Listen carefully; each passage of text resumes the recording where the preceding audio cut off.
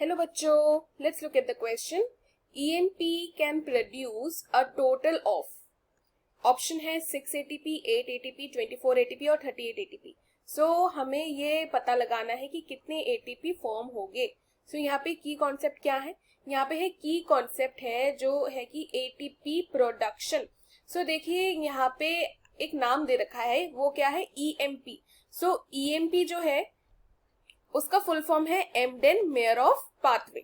सो अब क्वेश्चन मांग रहा है कि टोटल कितना एटीपी प्रोड्यूस होता है. So to calculate this step by step समझते हैं कि कैसे होता है. सो देखो पहले बात करते हैं net ATP produced in glycolysis. सबसे पहली स्टेज ग्लाइकोलिसिस की बात करेंगे. तो ग्लाइकोलिसिस में जब शुरुआत होती है ना, तो उस टाइम पे ना एक्चुअली 2 एटीपी मॉलिक्यूल्स कंज्यूम किए जाते हैं. सो अब ये कह सकते हैं कि एटीपी यूज्ड, तो वो कितने हुए? 2.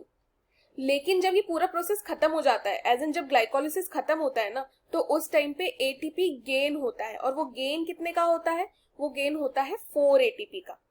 सो ये चीज हमने देखी. तो नेट कितना हुआ? नेट हुआ 4 माइनस 2 का, राइट. और यहाँ पे आया 2. तो हमने देखा कि ग्लाइकोलिसिस से तो हमें 2 एटीपी मिले हैं. अच्छा, चार हमें प्रोसेस के एंड में मिले हैं, लेकिन 2 हमने इनिशियली यूज किए थे, इस वजह से 2 का नेट गेन हुआ है हमें.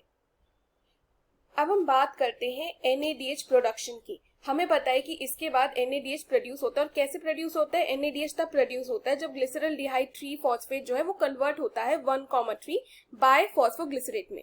और टोटल कितना प्रोडक्शन देखने को मिलता है? टोटल प्रोडक्शन हमें देखने को मिलता है 2 मॉलिक्यूल्स ऑफ NADH. और ये जो 2 मॉलिक्यूल्स ऑफ NADH है, ये हमें कितना एटीपी देते हैं? सो ये चीज हमें ध्यान रखनी है कि जो 1 मॉलिक्यूल ऑफ NADH होगा वो हमें अराउंड 3 ATPs की एनर्जी देता है. सो यही अगर मैं कहूं कि टोटल ATP कितनी आ रही है या नेट ATP, सो हम क्या करेंगे? 2 मॉलिक्यूल्स ऑफ NADH इंटू 3 कर देंगे, that is 6 ATP. So first stage में हमें कितना देखने को मिला? 2 ATP मिला यहाँ पे. और इधर पे हमें कितना मिला? 6 ATP.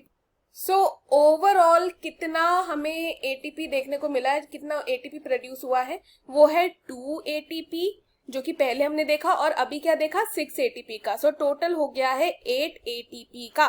So this is the correct answer for the given question, that is option B. I hope you have understood the question well, students. Best of luck.